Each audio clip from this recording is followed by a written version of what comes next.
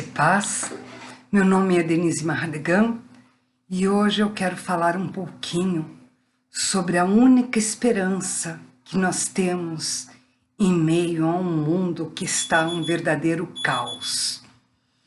A gente, em pleno século XXI, nós estamos vivendo num século de muito progresso, de muita instrução, a ciência cada vez mais evoluindo, especulações intelectuais, são tantas pessoas inteligentes, mas a verdade é o seguinte, que apesar disso tudo, isso não está resolvendo os graves problemas que estamos passando no presente momento.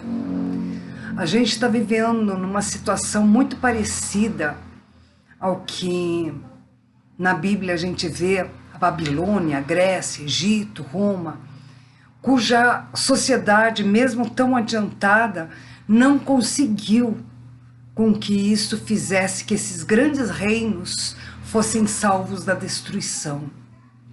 Hoje em dia, nós vemos e ouvimos homens que estão desmaiando de terror, estão em verdadeiras crises de pânico diante da expectativa mundial da desgraça, da pandemia. E vemos também muitas pessoas com tanto medo de uma depressão, de uma depressão financeira. Mas o que é o dinheiro diante de tão grave situação? Será o dinheiro a maior necessidade diante da expectativa da morte? A verdade é que o dinheiro nunca salvou uma sociedade. Egito era muito rico, isso não o salvou. O fato deles serem ricos não os salvou das pragas. Quer ver um outro exemplo que nós temos já no Novo Testamento? O jovem rico, com toda a sua fortuna, com todos os seus títulos, perguntou a Jesus: o que necessito para me salvar? E Jesus, a resposta dele era: abandone tudo e me siga. E o jovem rico foi-se embora triste. A verdade é que também nem as filosofias e um grande conhecimento satisfazem as nossas necessidades tão imperativas do momento. Vamos usar como exemplo Nicodemos. Nicodemos era um fariseu, um líder entre os judeus, provavelmente ele era um membro do Sinédrio. Nicodemos aparece 3 vezes no Evangelho de João. A primeira vez, ele visita Jesus na calada da noite, provavelmente pois não queria ser visto pelos líderes judeus. Nesse encontro com Jesus, é falado para Nicodemos sobre o novo nascimento. E lá em João, no capítulo 3, do versículo 1 ao 21, vemos Jesus afirmando sobre a necessidade para que uma pessoa nascesse de novo, tanto da água, tanto do Espírito. Nicodemos inicialmente ficou muito confuso, e Jesus enfatizou a fonte da nova vida, se autodefinindo como exemplo daquele que desceu do céu, aquele a qual Deus enviou, pois Deus amou o mundo de tal maneira que deu o seu Filho unigênito para que todo aquele que nele crê não pereça, mas tenha vida eterna.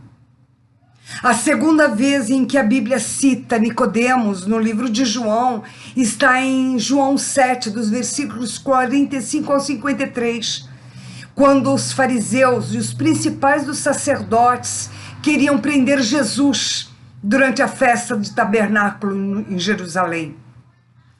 João então nos lembra no versículo 50 que Nicodemos era o mesmo homem que de noite fora ter com Jesus, e afirma que Nicodemos foi reprovado quando lembrou à multidão que as suas leis não condenavam homem algum sem antes ouvir o que ele tinha a dizer. Alguns teólogos mencionam Nicodemos como sendo um discípulo secreto de Jesus, ou como um que representa aqueles que não tinham fé suficiente para o apoiar abertamente.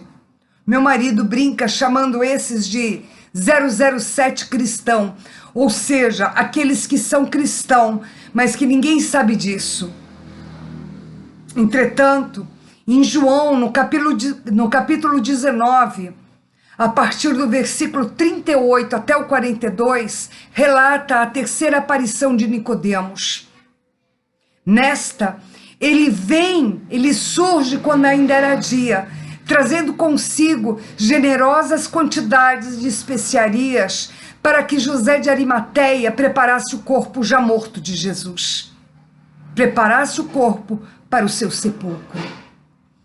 Nicodemos então demonstra publicamente a quem ele seguia. E isso aconteceu após a crucificação e morte de Jesus, permitindo Nicodemos ver o cumprimento da profecia bíblica, feita por Jesus mesmo, em que ele seria levantado como Moisés levantou a serpente no deserto.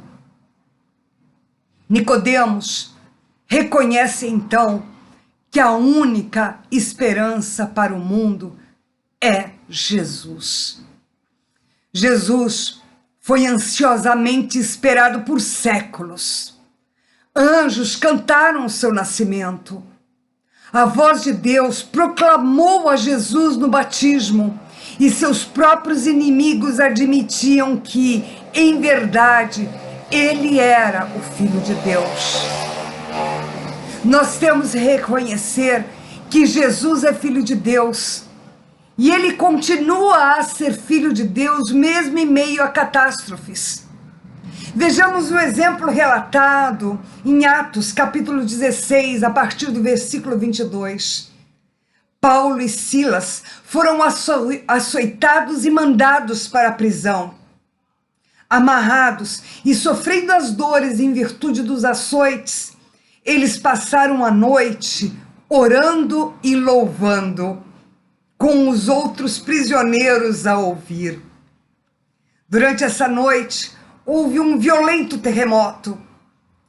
Esse terremoto libertou Paulo e Silas, mas eles usaram dessa liberdade não para fugir, mas para transmitir a mensagem cristã ao carcereiro e à sua família, e provavelmente também aos companheiros de cela enquanto eles lá estavam.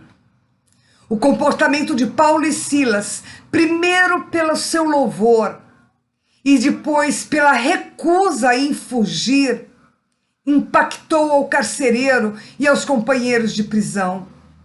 Com certeza, uma catástrofe, como neste caso, um terremoto, uma catástrofe causa muito sofrimento.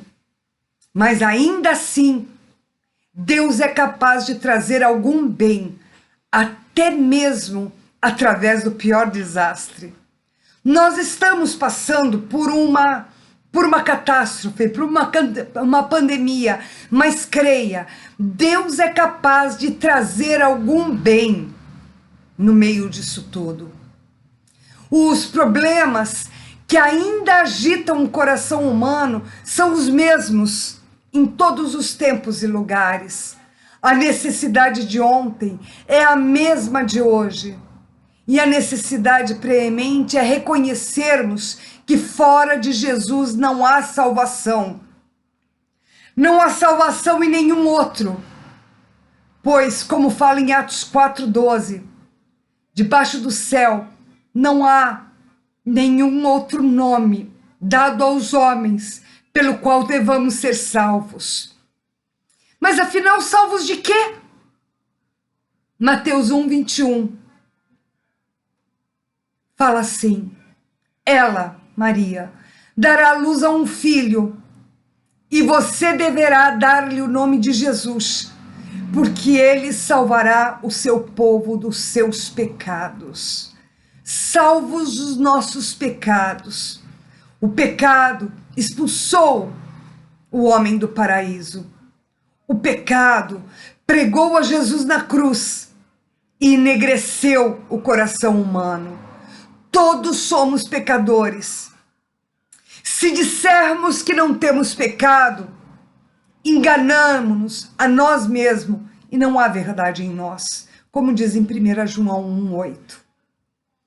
Mas o que é importante nós entendermos é que crer em Jesus implica em andar como ele andou e fazer a sua vontade. E dentre a sua vontade é orar pelos nossos inimigos. Então não importa se somos da direita ou da esquerda, Jesus é o centro e devemos orar por todos, amigos e inimigos. 1 João 2,6 afirma que aquele que diz que está nele também deve andar como ele andou. E na cruz, ele pediu por aqueles que o açoitavam: perdoa, pois eles não sabem o que fazem. Ao conhecer a Jesus e andar como ele andou, temos os nossos corações transbordando em amor e paz. E esta alegria chega ao nosso lar também. Na continuação da história, em Atos 16, vemos que o carcereiro, após Paulo e Silas falarem para ele que eles não tinham fugido, esse carcereiro entrou na cela e se prostrou diante deles. A seguir, como relata no versículo 30, o carcereiro tirou-os para fora e perguntou o que era necessário para que ele se salvasse. No versículo 31 temos a resposta. E eles disseram: crê no Senhor Jesus e serás salvo, tu e tua casa.